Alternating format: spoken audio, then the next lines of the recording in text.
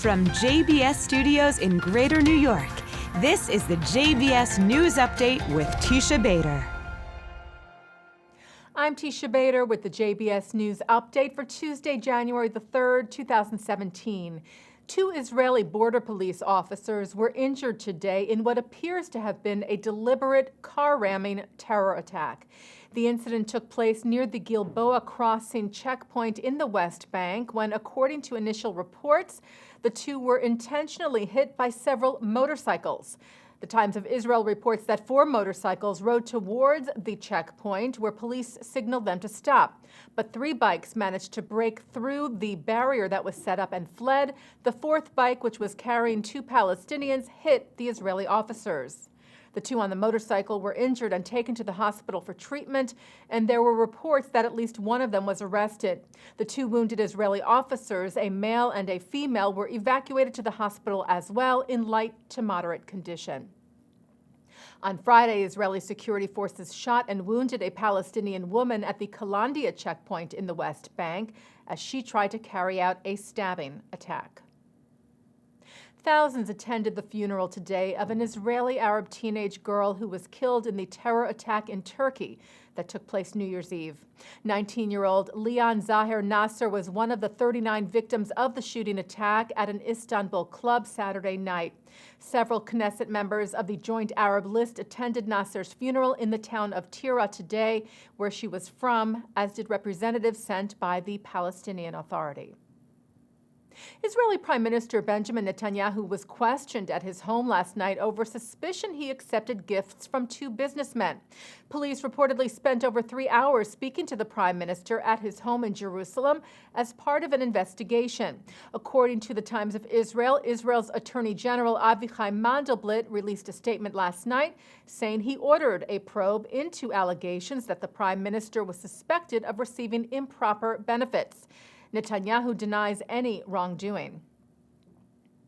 Leaders of the Conference of Presidents of major American Jewish organizations called on French President François Hollande to cancel or at least postpone the international meeting on Middle East peace that is scheduled for later this month. Chairman Stephen Greenberg and Executive Vice Chairman CEO Malcolm Hoenlein said that in the aftermath of adoption of UN Security Council Resolution 2334, which was a significant step backward in achieving direct negotiations between Israel and the Palestinians, and Secretary Kerry's speech on Middle East peace earlier this week, the international community should not plunge forward with the ill-conceived and poorly timed Paris conference. Greenberg and Hoenlein made the comments at the end of last week, where they called on leaders of all the invited countries, as well as members of the U.S. administration and Congress, to work to cancel the Paris meeting, which is set for January the 15th, and, quote, refocus on the parties coming together for direct negotiations without preconditions. They said Israel has long sought direct talks. It is time for the Palestinian leaders to stop evading their responsibility and seeking to use international fora to avoid the only true path to a lasting peace.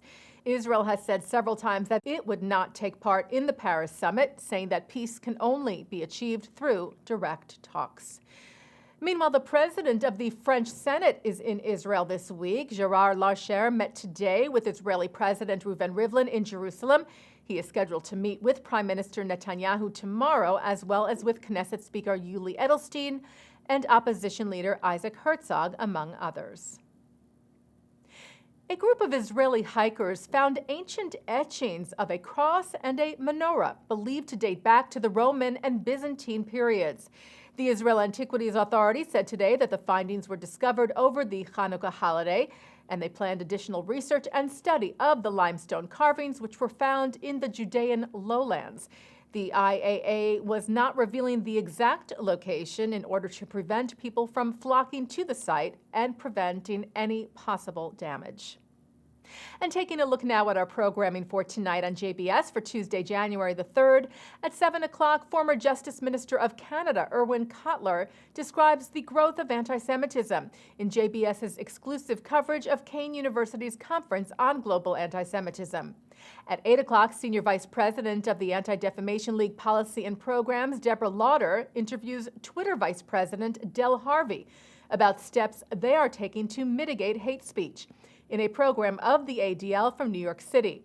And then at 8:30, CEO of the ADL, Jonathan Greenblatt, speaks with Yasmin Green, who is head of R&D at Google's Jigsaw, also from the ADL conference.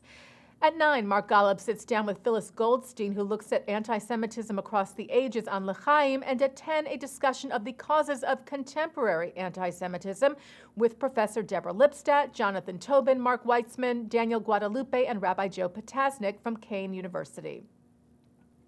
And coming up right after this newscast tonight at 6:30, Mark Golub speaks to the Wall Street Journal's Brett Stevens about the recent UN vote.